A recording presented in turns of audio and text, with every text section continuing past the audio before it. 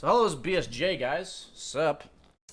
I'm going to be making this my fundamentals of Dota chess as of February 7th, 2019 video. In this video, I'm going to be doing basically fundamental things that you can look to fix every single game. If you're a regular Dota player, examples that would compare over is like making sure you buy items whenever you can. Making sure you check the minimap at specific times. Making sure, you just think of these automatic things that can get triggered for every game. And what these things do is they just prevent mistakes. The way I've viewed Dota and any game I now approach is that if you do 80% of things correctly, and I do 90% of things correctly, that means I'm making half as many mistakes as you, which means I'm twice as good as you. So the way I view getting better at these kind of games is to minimize mistakes. So for beginners, as well as some people who have played a decent amount and don't actually, they may not actually think about some of the stuff that I'm about to talk to you about. So that's our goal, is to just make sure we think about as many things as possible. I'm just going to be rattling off my mind. So we have a tier list on my channel at twitch.tv/bananaslamjamma. If you want to check it out, that often guides a lot of my early decisions. I think one of the most general tooltips is that every unit in the game has a set amount. There's 45 1 costs of each. There's 32 costs, 25 3 costs, 15 4 costs, and 10 5 costs. That's something that I think you can start taking into account eventually with your decisions. But for the time being, I think it's better to just pick the best unit and worry about other boards later. But like, if I had two units that I think are similar quality, I will check other people's boards to see what they've taken, because it's more likely that I'll get all the upgrades that I want if there's more of that unit left in the pool. It's less impactful for 1 cost than it is for 2 costs, simply because of the number of each unit. So in the early game at this current moment, I'll take any strong synergy I can get. The two strongest early game synergies are Goblin, because of how powerful the 3 Goblins are, and Orc synergy, because raw health is better than anything else in the super early game, where damage is missing from both sides. So, like, even though I think Queen of Pain's a good unit, I'm going to take a synergy if it's given to me already. In no way does this mean I'm committed to my strategy. I think one of the worst things you can do if you want to get better at a game like this is have bias, as well as favored strategies that change the way you pick units simply because you like one unit more than you like the other. I think the best way to get better over time is to be willing to play any strategy, because all units in this game have viability at some point, and you should be willing to pick them even if you don't think you know what you're doing, if you want to get better. So I take the second Clockwork, and so I have a 3 synergy. So then the next question is, if I have a synergy already, then the other unit I should take, if I don't get units that are of that synergy, is the one that is best standalone, meaning it's the best unit without any other synergies given to it. So in my opinion, out of the units given to me, that was Queen of Pain, so I took that. The worst thing, another fundamental thing you should never do is leave items on your courier once the battles start happening. The only items you're allowed to leave on your courier is if you have like a Robe of the Magi when you have no magic damage. Please put items on your heroes the second you get them. It's very important, because it will make the difference against better players if you win or lose the round. So we got lucky with an early level 2 Clockwork, which is super nice. This round, you basically either have 5 cost worth of units and you upgrade your courier to have 4, meaning because you have no upgraded units, or you buy out as many units as possible. So we put our synergy back on the board, we'll give him the crown. Positioning, something we'll worry about in future videos, is just too hard to talk about. So with these units, we basically want to take the one we're most likely to use. We have 2 assassins, 2 bounty hunters, we'll take the Morphling. Always buy out. No reason to have extra gold. Give yourself more outs. This guy has 2 level 2 ogres, so we might even lose with our early level 2 Clockwork Goblin synergy, but it just shows how powerful this Goblin synergy is. This Tinker's taking no damage, and this is why it's so powerful early. He had 2 level 2s, and we were still beat him. The way scaling in this game works is every level 2 to level 3, the units get twice as much attack damage and twice as much HP, and then every unit's ability scales a little bit differently, so you can check that out. But really important to know that, like, having twice as much health is really, like, 4 times as good, because there's a lot of units in the game that'll, like, be able to nuke you down if you have level 1 health compared to level 2. So now, we have the option to upgrade our courier, or take all the units if we think. But since we have really strong synergies already, then we should take the upgraded courier, and we have another unit to buy that goes towards our synergy. Just get as many units on the field as possible.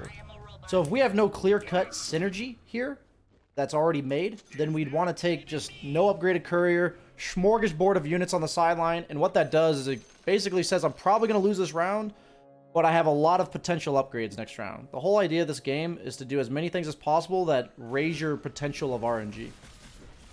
Going in your favor. So, like, there is randomness to this game, but if you give yourself the best chance to get good luck, you'll just get more good luck than everyone else in the game. So we have a strong lineup early. We're expecting to win most rounds. Remember, always have a plan for when you win the round or when you lose, because when you win, you get 1 extra gold to spend before the round ends. Very important to consider that. I don't have any extra gold to spend on these units, so we're not going to. Really good draws this game. We're super lucky. Bounty Hunter and Clockwork are 2 of the strongest early game units to get upgraded, because they're cheap for how much they do. And then we're just going to keep buying out. Always buy as many units as possible, and always be willing to sell them. Do not feel attached to the units you have. We actually don't need Tinker right now, because I'd say... Actually, no, Tinker has items on him. The only way to get items back is to sell the unit. So since Tinker is a unit that does virtually no right-click, even though he's ranged, his main damage comes from his ability. So when it comes to positioning at a basic level, don't think of Dota normally. Like, he's a ranged hero, put him in back. No. Think about how they deal damage in this game.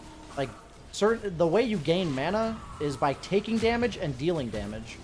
So Tinker will gain no mana if he's sitting in back, because he does no damage. So he's never going to do anything. The only way to make Tinker gain enough mana to use his rockets is by actually having him tank in the front lines. So that's like something that I didn't really think about at the start, because I'm a Dota player, and Tinker would never be a frontliner in actual Dota.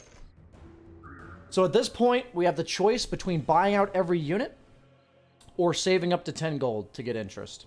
And so with that in mind, I have a level 2 Drow. So we're actually going to buy that level 2 Drow. We're actually going to put her in over Tinker. We're going to sell Tinker because we want his item.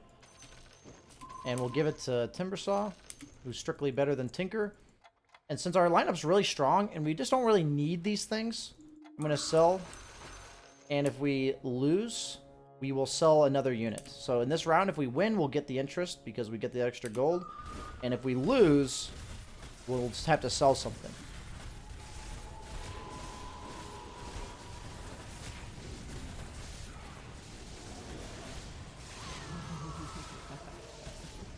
So the way I teach Dota is rules and exceptions.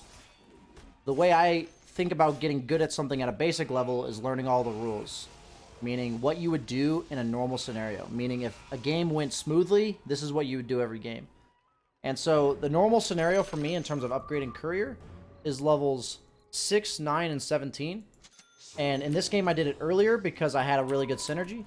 And sometimes you'll do it. That's about as late as you'll ever go. 6, 9, and 17. I would say those are the latest you'll ever upgrade your Courier. And upgrading your Courier earlier than that means that you haven't a reason to be aggressive with more units, or like higher level Courier means better pieces, so that's the best option for you. But 6, 9, and 17 are the latest round you should ever upgrade. So notice how we're buying down to 7 gold, 10 gold every time. We took the Sniper because we have Drow, but now that I realize... We're actually going to replace Quap with SF most likely. Bounty Hunter is a unit that's really good without synergies, so there's no reason to have to build around him. SF's a better level 1 unit than Quap. So we take Sniper because we have Drow. But we're not even glued to the Sniper at all. We're just... Actually, we're going to sell Bat for this. Same reason as before. We want possible Elemental synergy, possible Hunter synergy. We have the Goblin synergy. Any possible upgrades we can possibly get. So we have another Shadow Fiend, which is really good. That means we're literally ditching Quap 100%. So see how it's round 9. We're going to upgrade. SF, you don't lose demon bonus unless you have 2 different demons on the board. But once again, we're going to sell that or buy. Sure. So the idea is that learning what units are good by themselves and learning what units are good for their synergies is something you'll learn over time, but it's something to pay attention to when you're watching other streamers. Like SF's just a really good standalone unit. Drow with level 2 is fine. Like in the early game, other than Goblin and Orc synergy, level 2 units or good standalone units are always better than synergies. Because most synergies are like percentage based or something of that nature, and percentage-based abilities aren't very good when all your units don't do very much damage in the first place. But later on in the game, when all your stuff's doing a ton of damage, percentage-based stuff goes up in value. Queen Slayer is his name. So we're just going to keep holding on to the relevant upgrades. Every 5th round's a creep round. Always pay attention to creep rounds, because you should save maximum greed. So we can do this. We're done with Sniper, because expensive units early are scary because it hurts your interest. I very rarely ever hold on to 3-cost units on the sideline unless I have 2 of them, and they're a very good unit for me. So the reason why I hold on to Enchantress is Enchantress with Druids combines with 2 gold to get a level 2 Enchantress, and it sells for 3 gold. So this is just a potential gold waiting around. So anytime you have that extra gold that won't cost you interest and you have an Enchantress and you have the slot on your side of your board, always take Enchantress for that reason. Okay, so damage item always on the right clickers. In the back lines, you want a good balance of frontliners and backliners. So like Goblins are good frontliners, so are Orcs and Warriors. So if you get those early, you got to look for damage dealers in the mid game. If you get damage dealers early, then you got to look for frontliners.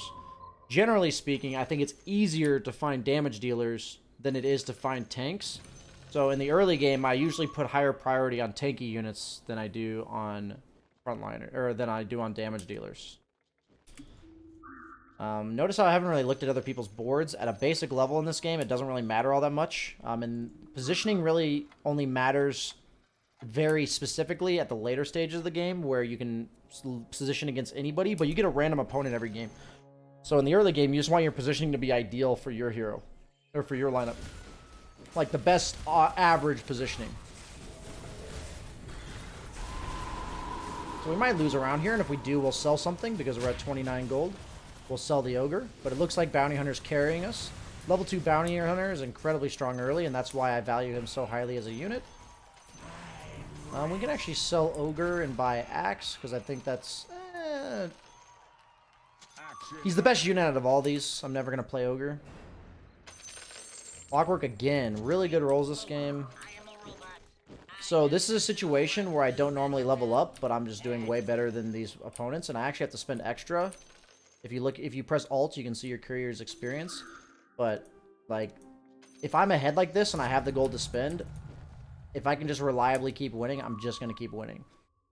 So the idea of upgrading courier means that you're getting more units on the field. The idea of re-rolling means that you're upgrading the units you currently have. So I would say the rule is that you pretty much never re-roll until level 7 or 8 courier. The exception is that you have 5 pairs of units and you're dying and you just need to re-roll. Otherwise, you're going to die. All the resources in this game need to be treated individually. So you have health, you have gold, and you have courier level, right? Every time you re-roll, it's actually taking away courier upgrades, so you're delaying your late game by re-rolling. But if you're just dying or losing rounds, then re-rolling is worth it in those cases. But for people who are trying to get better at the game at the basic level, I would recommend never re-rolling until level 7 courier, at least, because learning the rules is much easier than learning the exceptions. So if you play according to the rules every game, what will happen is there's a game you probably should have re-rolled, and you learn later because of how things went that you didn't re-roll, that it cost you. Rather than if you re-roll, you never really know what would have happened if you didn't re-roll. So that's how I look at the game in terms of getting better. And that's why I'm teaching the game from the fundamental perspective of like what I would tell you to do every time. Try it out, see how it goes. You might end up losing around here. Pretty crazy with how strong our lineup is, but our Bounty Hunter does have Goblin synergy. Nah, too strong, dude. Someone's OP. We'll sell Lycan because we have no other units that go with Lycan. Buy down to 30. But we upgraded our courier and lost to somebody, which is always crazy. But that's perfectly fine. The reason why I was willing to upgrade my courier before is because I can now cruise my way to 50. So, like, the way I look at it is, I just want to be able to cruise my way to 50 at some point. Sometimes, if you're having a really good start, it's on round 10 to 15 that you're cruising to 50. Sometimes, if you have a slower start, it's around 15 to 20. I've had it as late as level 20 where I have no interest because I just needed to reroll. Eventually, if you want to win the game, you do have to cruise your way up to 50 gold. Just, like, accepting that you're not rerolling at all, basically, is what I mean by cruising. So, like, even if we lose this round, we don't really care all that much because we have very healthy life total. So we're just going to keep selling. It's just a balance of your health, gold, and rerolls. So we're up to 49. This is a creep round. We do not win gold if we win the creep round. We'll sell Bounty Hunter. That's why I said that. Round 15 is wolves, which are assassins, so you actually want to put your tanks in the back and your squishy units in the front. Something to get in the habit of every single game. I almost lost a game on my way to Queen yesterday because I forgot about the wolf round when I had a really squishy backline, and I got wiped by the wolves and lost 10 health.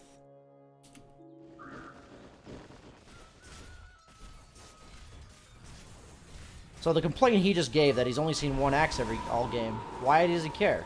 I don't care what units I get, specifically. The worst thing that's actually happens in this game is when you get like 6 or 7 pairs with no 3-0s.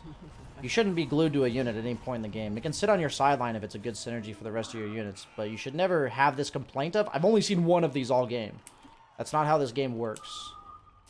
If you're thinking that way, you're kind of screwing yourself over. So notice how we still have a lot of options. We haven't really committed to anything yet.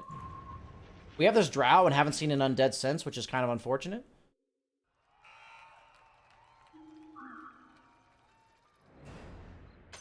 Oh, we got another level 2 drow. I'm just telling you how it is, buddy. So Kunkka's a really good standalone unit. We have 59 gold. We'll put drow in over timber because we have enough frontline with the clockworks. Give our tankiness to the clockwork.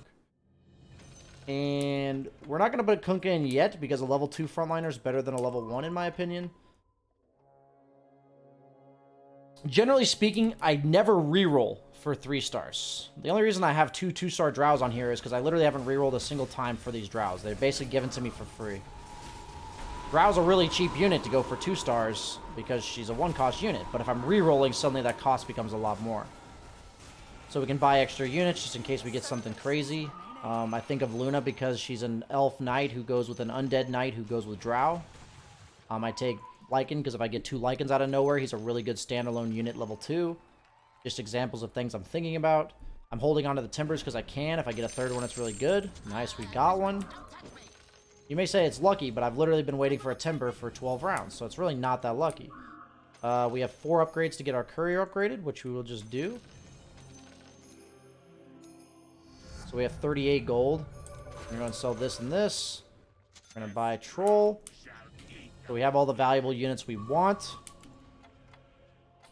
Except for drow. Are we willing to take this drow to lose a gold guaranteed?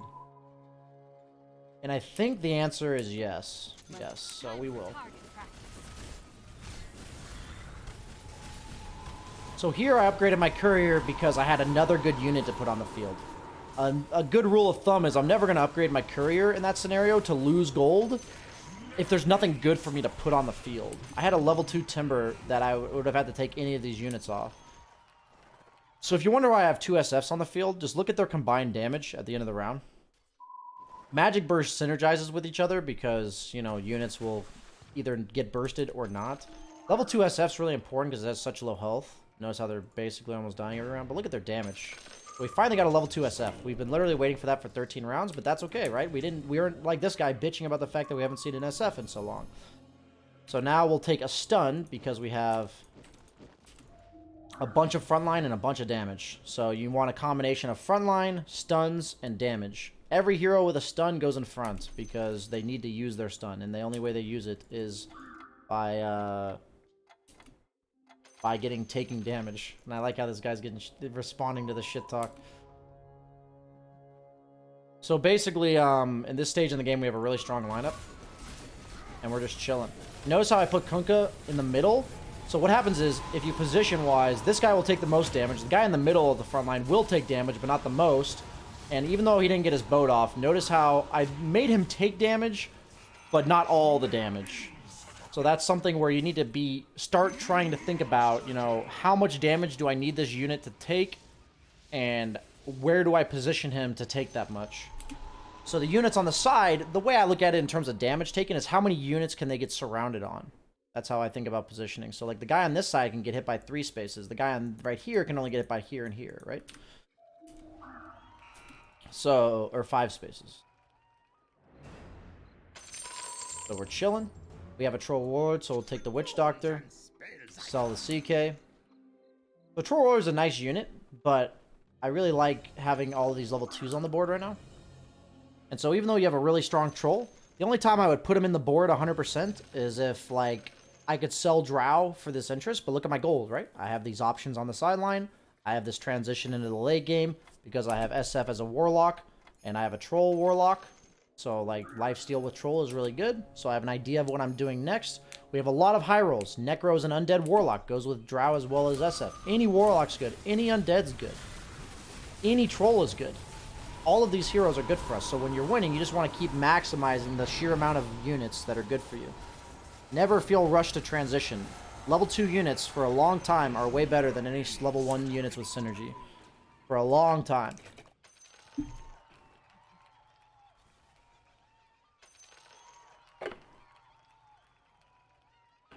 So the key aspect is I have not committed to shit. Look at my lineup. It's just a bunch of random crap. There's random small synergies in here, but the idea is frontline, stun, damage. This guy jumps the back lines. These guys hit like trucks. If we get synergies, we'll take them, but I'm not going to sacrifice or reroll or bitch about not getting an axe. I'm kidding, but same idea. So at an advanced level, the way rerolls work in this game is that the game first calculates what unit you're going to get, and then it calculates what unit of that cost you get. So if you want, say I'm rolling, or I'm looking for a Drow, or say a Witch Doctor, it benefits me to take these 2 pucks, because it makes the 2-cost unit that I get more likely to not be a puck. So that's something you can always think about. I'll put this on SF. Actually, we had a Robe of the Magi. That was bad. Necrophos, perfect. Sell puck. Tidehunter's really good. We'll take Kunkka out for Tide because he's a better version of Kunkka because his ult is instant. And we have 7 courier upgrades, so we're not going to do that. So we're just going to take out a Clockwork because we want damage and we have enough front lines. So we're going to do this. Oops, don't want that. So we want Tide to take enough damage to Ravage, so we don't want him right in between units. Basically is why I'm doing this. But we don't want him on the edge either. See, like, his Kunkka took too much damage. So positioning comes into skill of making your units Ravage or ult right before they die. So that's where positioning comes into play. And the only way I can really recommend getting better at positioning is just paying attention to streamers, making an educated guess of how much damage the unit needs to take and how much it's going to take, and, you know, learn from there. That's how I got better. So Abaddon's really nice, but we actually don't need Undead anymore because we have Drow and Necro, and Necro's better for us because we have Warlock potential. So we're going to sell Beastmaster. We're just going to we have a bunch of units on the sideline, but we're not going to look for a level 3 Timber because we have so many other things we're going for. It's really crucial to think about, like, what units are going to be in your endgame build. I'm going to upgrade my Courier. Get in there, Clockwork. So, even though interest maxes out at 50, there's no reason to reroll, or, sorry, to spend if your next upgrade is going to be upgrading your courier, because out of nowhere, you might just get a bunch of units you want to buy, and then you also want to consider upgrading your courier, and you can't do both. So say you have a bunch of units you want to reroll for all of a sudden, because what if I got a drow and a troll, and I'm like, oh, now the best upgrades are drow and a troll. But every round, I was spending my extra gold towards my courier level up, but my courier's still halfway to leveling up. So it leaves you without options. So remember, everything I do, and everything I think you should do, is giving yourself as many options as possible. As many options as possible without costing yourself too much gold. It's balancing the economy. So right now, we have a lot of upgrades, so I'm going to reroll. Lich is super good. 4 undead. I've never done it. We're doing it on stream. Selling the clockwork because we don't have enough slots for him anymore, and we'll take off drow. 4 undead is really good. It's minus 12 armor for all enemies.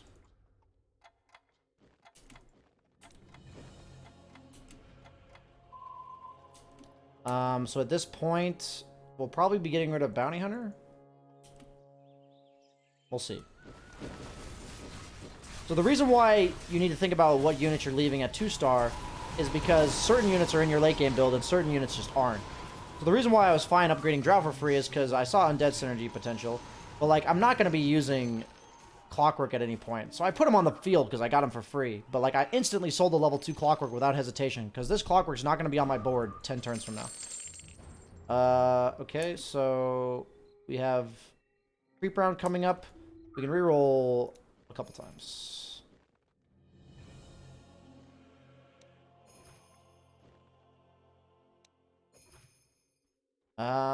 Okay. So I'm keeping this Bounty Hunter for now, just because I actually have no backline jump. So like, you want somebody that can get in the backlines if possible until you have like enough damage to just kill everything fast enough. So when it comes to items, items are like kind of BS RNG sometimes, but the thing is, certain heroes are better with certain items. So the way I look at this game is like, Troll Warlord's really useful if I had a Mask of Madness and 2 damage items. But I don't have any damage items other than this Javelin on an SF that I'm not going to remove from the board. So Troll's really not that great as a level 1 unit. So that's why I'm keeping him on the sideline and not putting him in. Yeah, I lost there, but I've got 75 health. It's a creep round. So if I take damage this round, I'm basically getting twice as much benefit from it because it's a creep round next. So let's see. We're going to wait. Actually, no. We have our primary upgrades are from units getting better. That's 4 troll, or we already had... No, we don't have Bow Rider for 4 trolls. At this point, Disruptor's probably better than Kunkka because it goes with the Shaman who goes with the trolls. Medusa's great with Tidehunter as well as my physical damage lineup. Necrophos, so now we have to make a slot. And we'll get rid of the Shaman for now because we only have 1 of him.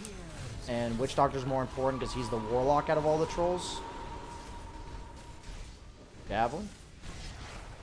Staff of Wizardry. So Clockwork can have this for a Dagon. You want to see how to combine items, right-click, show combinations. So at this point, we need to consider getting rid of units. So I would say Clockwork's got to go. Put Disruptor in the front for now. We'll re-roll. Shaman's back.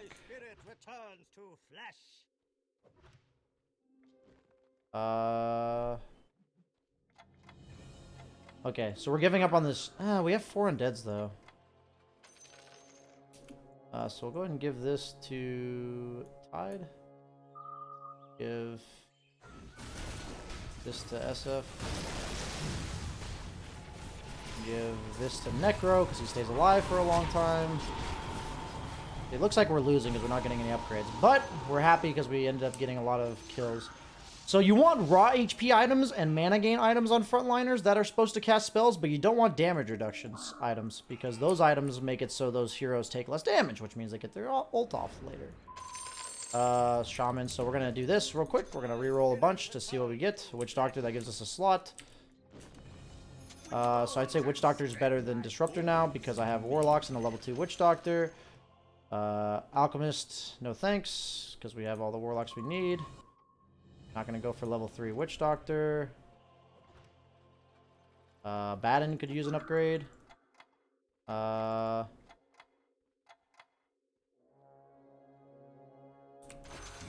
And we'll keep re-rolling during our time down. Of course, we get another Medusa. That's life.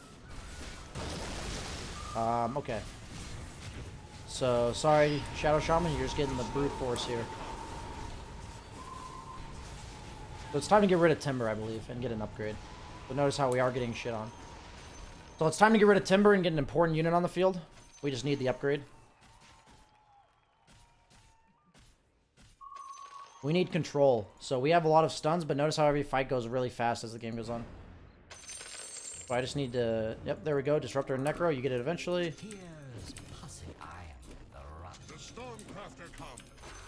So Disruptor casts a spell, so we put him in front. Witch Doctor, Shadow Shaman. We'll put Drow back here. We want Disruptor to have the crown.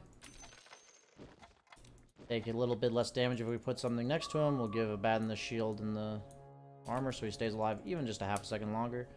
Our lineup should be way scarier now, but let's find out. We may still lose. Disruptor's really good against the opponent control because he silences all of their spellcasters. So that's why Disruptor's really nice, especially for a lineup like mine that has a lot of damage. So notice how we do way better now. With just 1 or 2 upgrades. Still waiting on Troll Warlord. Haven't seen a single one since. Baby Rage.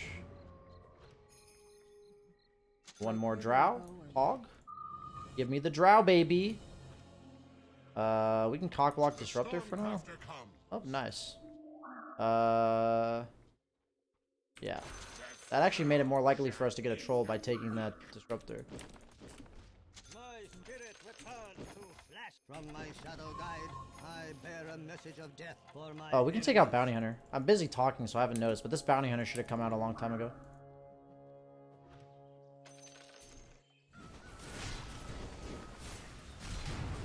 And that's why we waited till level 2 Disruptor to put him in, because he... Oh, ours didn't even ult. That's what happened there. Yikes, his ulted before mine. And that's how the late game generally goes, so the late game is mostly decided by positioning. And his Disruptor ulted mine, and so all of his shit went off and none of mine went off. But we have a creep round coming up. We still have 32 health and 40 gold. We're still sitting pretty. So Bounty Hunter's coming off the field. We'll put a Troll Warlord in. And we're going to reroll now because you run out of time if you wait to save too much gold. One balance you have to start thinking of in the late game is time management. Drow Ranger Pog.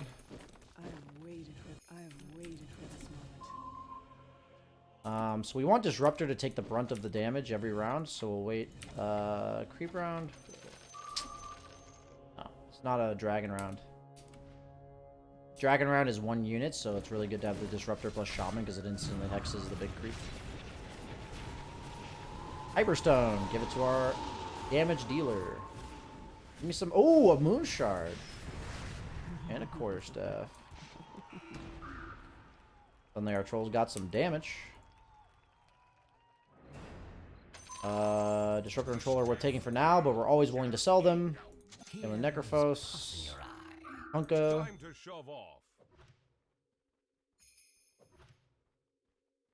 Take as many units as you can that are potential upgrades, but you can sell them at any point.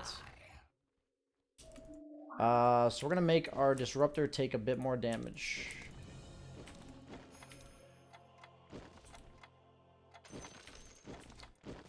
We want Disruptor to get his ult off first, because he enables our Tide to get his ult off.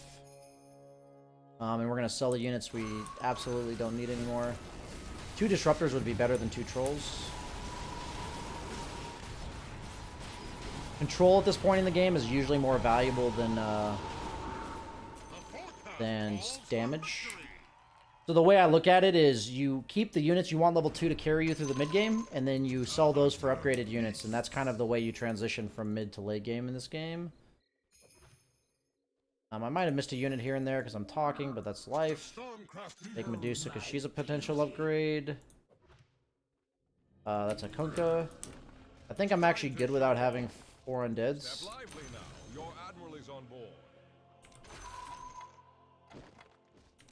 I want Kunkka to take damage away from our Disruptor. It was just like costing us too much to have 4 undeads on the field. Like we were sacrificing too many good units.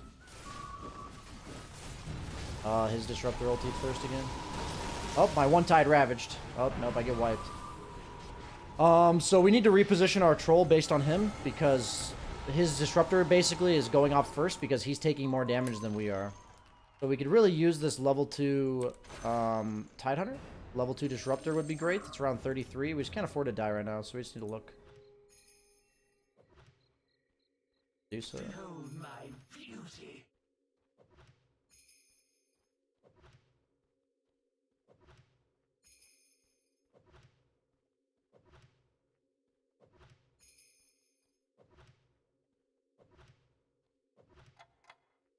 Yeah, so we're gonna reposition Troll over here because of what happened.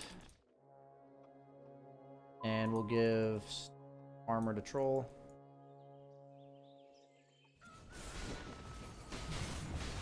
Silence! Nice. Oh, my Tide didn't ravage.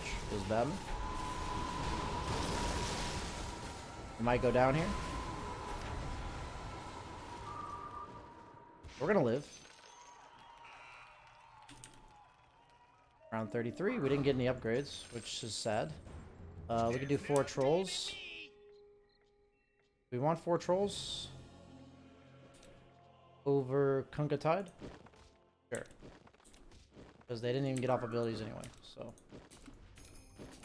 We'll reroll just in case. Drop the...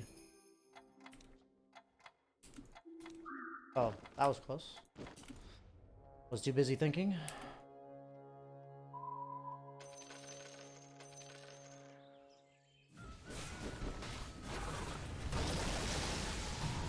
Our disruptor almost didn't ulti because of the hex.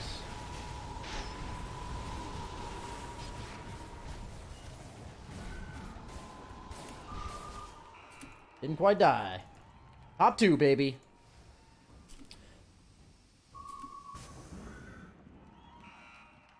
It looks like we're basically getting second this game. Didn't quite get the upgrades we needed later on to win. Let's see. Need a Tide. Level 1 Batrider is carrying us. We'll sell Disruptor in case we get a Medusa.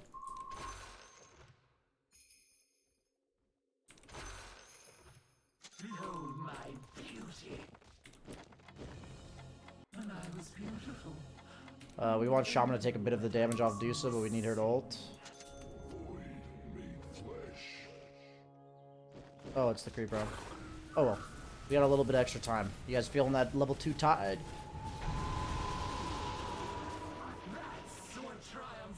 A little more damage for our Troll Warlord.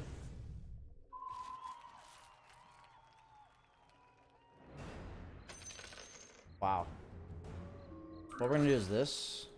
Give this to Medusa. And we're gonna re-roll a Tide now that we did that. Okay. Sacrificing undead bonus? Or what? Sure. I'd say Enigma level 2 is more important than undead bonus. His disruptor's over here, so we're gonna do this. We want our range heroes to not be hitting his disruptor as much as possible.